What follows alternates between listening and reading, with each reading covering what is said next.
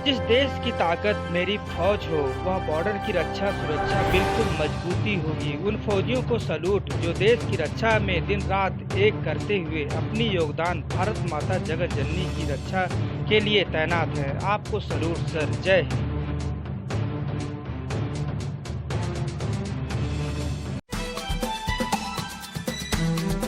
कुमार आज सुबह टाइम से भारतवर्ष के शिक्षा संचित प्रांत बिहार के समस्तीपुर जिला के सूरतपुर ग्राम में उपस्थित हूँ। अभी हमारे समक्ष उपस्थित हैं डॉक्टर मिस्टर नरेंद्र कुमार, जो कि 2011 बैच के चयनित कमांडेंट हैं और यूपीएससी में चयनित कमांडेंट हैं और लोक प्रशासन विषय में उच्च शिक्षा प्राप्त कर चुके हैं और लोक प्रशासन संबंधी गहरी समझ रखते हैं। अभी वो हमारे जन्मस्थली सूरतपुर में उपस्थित है। आइए एक वार्ता करते हैं। लोक प्रशासन विषय को सामाजिक मुद्दों में किस तरह से उपयोग हो रहा है, किस तरह से उसका सदुपयोग हो रहा है, किस तरह से वह सामाजिक स्तर पे, ज़मीनी स्तर पे उसका प्रयोग हो रहा है मिस्टर नरेंद्र जी से। तो मिस्टर नरेंद्र जी, आप मुझे यह बताएं कि जो आपने जो लोक प्रशासन विषय का जो ज्ञान प्राप्त किए हैं और उच्च शिक्षा प्राप्त किए हैं, जो किताबी शिक्षा है, वह शिक्षा ज़मीनी स्तर पर किस तरह से कारगर साबित हो पा रही है, कहाँ तक कारगर साबित हो पा रही है, कहाँ पे इसमें डिफ़ॉल्ट्स हैं और उसको दूर करने के लिए आपने क्या आपकी चेतना करती है, आपने क्या सोचा है, क्या समझा है कि लोक प्रशासन विषय में जिन मुद्दों पे बातचीत हुई है और जो राजनीतिक विश्लेषक जिन जिन मुद्दों पे अपनी विचार रखे हैं, वह विचार हमारे समाज के निचले स्तर ग्राम में किस तरह से कारगर साबित हो रही है और वो किस तरह से कारगर साबित हो रही है, इस पे चर्चा करेंगे। जी धन्यवाद पंकज जी, आपने बहुत अच्छा प्रश्न किया। सर्वप्रथम मैं आपको बता दूं कि लोक प्रशासन जो विषय है वह केवल प्रशासन पर ही दृष्टिपात नहीं करता, बल्कि अपने आप में इतिहास, समाज, मनोविज्ञान और समाज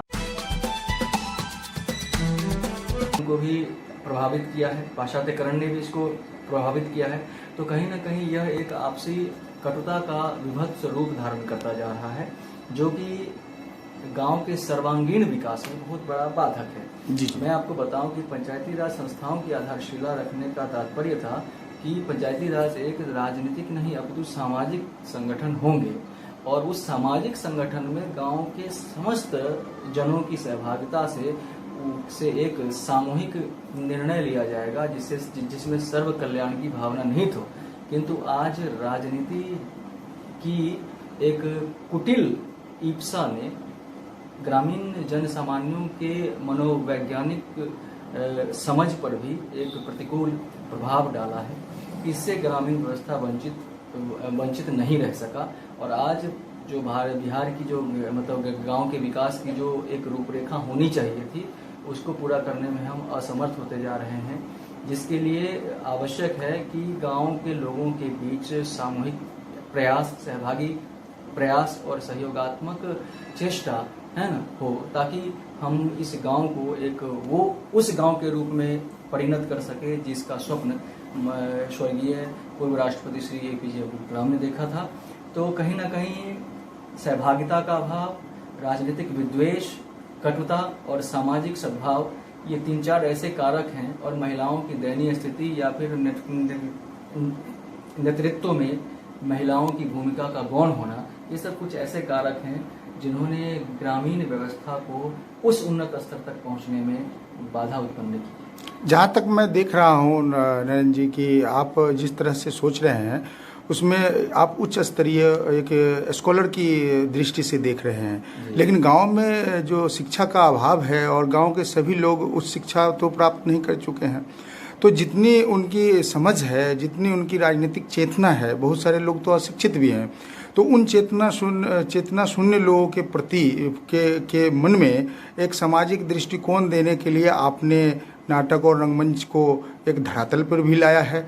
और जैसा कि हम सूरतपुर के जो मंदिर है वहाँ पे मैं अभी देख चुका हूँ कि ये नाटक और रंगमंच के लिए एक रंगमंच शाला का भी जो है आयोजन मतलब बिल्डिंग बनना चालू हो चुका है और कई वर्षों से रंगमंच भी है। तो यह रंगमंच और नाटक किस तरह से समाज को प्रभावित कर रहा है और समाज को में यह नाटक और रंगमंच शिक्षा का एक हब के तरह यूज हो रहा है। तो यह किस तरह से आप जो लोक प्रशासन को किस तरह से लोक प्रशासन के विषय को इससे जोड़ते हुए आप मुझे यह बताएं कि किस तरह से यह समाज को लाभान्वित कर रहा है। सबसे पहले मैं आपके एक प्रश्न का उत्तर देना चाहूँगा कि शिक्षा का स्तर जो आपने कहा कि गांव में आज भी बहुत कम है, लेकिन विगत 10 वर्षों में शिक्षा का स्तर में वृद्धि अवश्य हुई है, ग्रामीण साक्षरता दर में वृद्धि हुई है। लेकिन आपको एक अंतर समझना पड़ेगा कि शिक्षा और साक्षरता के बीच बहुत एक व्यापक अंतराल है। साक्षर होना, शिक्षित होना कभी नहीं हो सकता। और जैसे कि अगर आज हम रोजगार की बात करते हैं तो हम सरकारी नौकरी, हमारे देश की एक विडंबना रही है कि हमारे युवाओं की कि वो रोजगार का अर्थ केवल और केवल सरकारी नौकरी समझते हैं। इस मनोधारणा को अंतरित करना होगा, अमूलचूल नष्ट करना होगा, क्योंकि रोजगार का अर्थ केवल सरकारी नौकरी ही नहीं होता। उसी प्रकार शिक्षा का अर्थ साक्षरता नहीं होता है ना। तो साक्षरता और शिक्षा में इस अंतर को हम समझने के बाद आपके हम मूल प्रश्न पर आते हैं कि जो व्यक्ति जितना शिक्षित होता है और जितना शब्द ज्ञान उसमें होता है उतना ही वो इस संसार की व्याख्या शब्दों के आधार पर करने लगता है। और जब व्याख्या शब्दों के आधार पर होता है तो उसमें विच्छेद और संधि दोनों निहित होते हैं। अगर आपने संधि की बात की तो फिर वो समाज में समेकन होगा, जब आपने विच्छेद की बात की तो समाज विघटन की ओर जाए। नाटक जैसी विधा जो कला की एक महत्वपूर्ण विधा है, जिसे हाल ही में बिहार सरकार ने एक उच्च परिस्थिति प्रदान की है, इस स्थिति में मैं आपसे चाहूँगा कि नाटक को मैं बचपन से ही खेलता रहा हूँ। जैसा कि आप मेरे मित्र रहे हैं और हम दोनों सहपाठी रहे हैं प्राथमिक विद्यालयों में, और मेरे द्वारा रचित नाटक को आपने भी अभिनय किया है, आपने भी अभिनय किया हुआ है। हाई स्कूल स्तर पर भी हमने, उच्च विद्यालय स्तर पर भी हमने अभिनय किया था। और आज भी मैं हर साल नाटक लिखता हूँ और उस नाटक का एक उद्देश्य होता है कि माता पिता के प्रति जो सम्मान का भाव है वो उत्पन्न हो, भाई भाई के बीच प्रेम बढ़े, समरसता बढ़े, है ना, मतलब धार्मिक चेतना का विकास हो, जिससे धार्मिक कुरीतियों का भी नाश हो और लोग नैतिकता की ओर मुखर हो। ऐसी स्थिति में नाटक एक बहुत बड़ी भूमिका निभाती है, जो समसामयिक विषयों और दोषों पर कटाक्ष और प्रहार द्वारा उसको दूर करने का उपाय करती है। 2011 तक नाटक बंद था। हमारे ही अथक प्रयास से नाटक का पुनरारंभ हुआ और फिर हम लोगों ने नाटक मंचन की ओर अभी अग्रसर हुए, हम लोग हुए और हो रहे हैं और होंगे।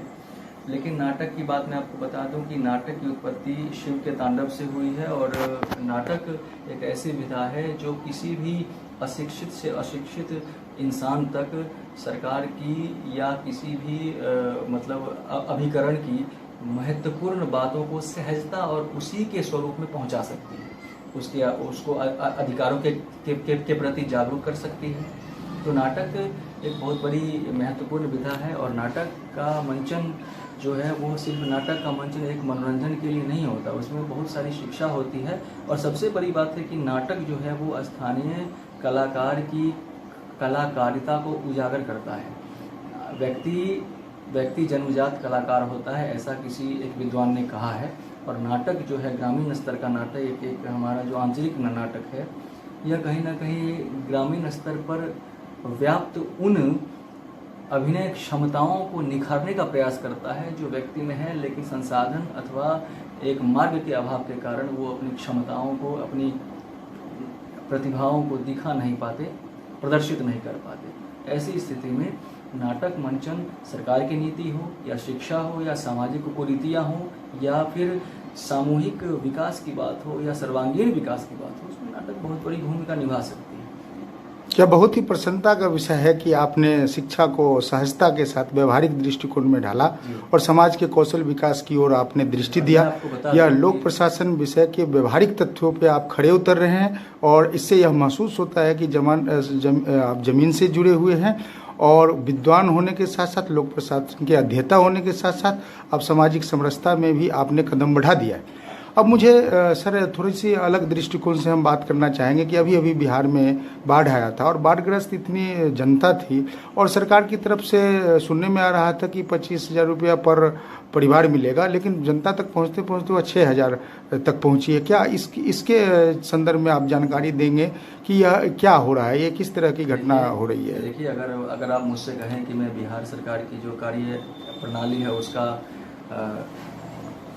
प्रशासनिक अवलोकन करूं तो मैं आपको बता दूं कि बिहार सरकार के निर्णयन में आज भी नौकरशाही की वरीयता होती है और बहुत बड़े खुद नौकरशाही के आविष्कारक मैक्स वेबर ने कहा था कि नौकरशाही अगर लोकतंत्र में इफेक्टिव हो जाए, प्रभावी भूमिका निभाने लगे तो लोकतंत्र खतरे में आ जाता है। बिल्कुल। तो बिहार में कहीं ना कहीं नौकरशाही अभी अधिभारित है, यानी हावी है, और उसके समस्त निर्णय और उसका कार्यपालन दोनों को अगर एक ही अभिकरण करने लगे तो स्पष्ट है कि उसमें भ्रष्टाचार जैसी समस्याएं आम हो जाती है। ठीक है, तो बिहार में जो नौकरशाही है वो सिर्फ अधिकार की बात करती है, तो उत्तरदायित्व तो समझ लेने के लिए हमारी नौकरशाही बहुत बड़ी बात है, ये बहुत बड़ी। और आपको पता होना चाहिए कि अधिकार और उत्तरदायित्व दोनों साथ साथ चलते हैं। अगर किसी व्यक्ति को अधिकार दिया जाए तो उसको उत्तरदायित्व भी उतना ही दिया जाता है, लेकिन हमारी नौकरशाही सिर्फ अधिकार का उपयोजन करती है, उत्तरदायित्व वहन नहीं करना चाहिए। तो सर आप मुझे यह बताएं कि यह जो उत्तरदायित्व के प्रति जो मतलब संवेदनहीनता है इन नौकरशाहों के प्रति, तो उसके लिए आपने कौन सा कोई कदम उठाया या कुछ ऐसा सोचा है? इसके लिए हमने एक ट्विटर अभियान चलाया, फेसबुक अभियान चलाया, कई बार हमने मुख्यमंत्री को लिख के दिया कि राजनीतिक शासन व्यवस्था को राजनीतिक ही रहने दिया जाए, उसे प्रशासन का स्वरूप न दिया जाए। लोक सेवक एक अनामता के सिद्धांत के अंतर्गत काम करते हैं और उन्हें अनामता के अधीन उन्हें नेपथ्य में रखा जाए और सरकार को कुछ विशेष विद्वान सलाहकारों की सलाह लेने के लिए हमने सुझाव दिए थे कि उनको लिया जाए, जिससे कि बिहार के एक एक व्यक्ति तक, है ना, एक एक वस्तु स्थितिगत रूप से कल्याण नहीं तो वो कल्याण हो सके और सरकार को एक विकास की नीति बनाने में, एक रोड मैप बनाने में विभिन्न विशेषज्ञों की राय लेने से एक उसकी जो नीति होगी वो एक समग्र नीति। तो आपका यह प्रयास बड़ा ही मतलब उत्तम है, प्रशंसनीय है, लेकिन उस प्रयास में आप कितनी सफलता पाई हैं? देखिए, जहाँ तक मैं आपको बताऊं कि सफलता सदैव व्यक्तिगत प्रयासों से ही मिलती है और दुख की बात है कि हम मतलब रुचि के अभाव के कारण पर्यावरणीय मुद्दा हो या फिर ऐसे सामाजिक राजनीतिक मुद्दे हों, है ना, इस पर मैं लोगों को एकत्रित नहीं कर सका क्योंकि लोगों में अभी रुचि का घोर अभाव है, क्योंकि उनको इस बात की समझ ही नहीं है कि उनके अधिकार क्या है और उनके अधिकारों को किस तरह से लोग लूट रहे हैं या उनके अधिकार उन तक नहीं पहुंच पा रहे हैं, कहाँ लूप होल है, इनका उन्हें ज्ञान नहीं है। लेकिन हमें आशा है कि हम इस प्रकार तो सतत प्रयास करते रहें तो एक दिन हम इस सब की सहभागिता लेंगे और हमारा बिहार का ये गांव जो है यह भी उन्नत और विकसित गांव बनेगा। तो सर मैं ये बाढ़ की बात मैंने आपसे पूछा था कि उस पर शायद आप मतलब ध्यान नहीं दे पाए कि बाढ़ में जो पहुंचना चाहिए था सोर्सेस वो पहुंच नहीं पाया। बाढ़ की बात मैं करूं तो यह बाढ़ में व्यापक रूप से भ्रष्टाचार है, व्याप्त है जी। जो पंचायती राज संस्थाएं हैं वो बाढ़ जैसी आपदा में एक अवसर ढूंढने का काम करते हैं। ये बाढ़ जैसी आपदाओं को अवसर बनाना कोई सीखे तो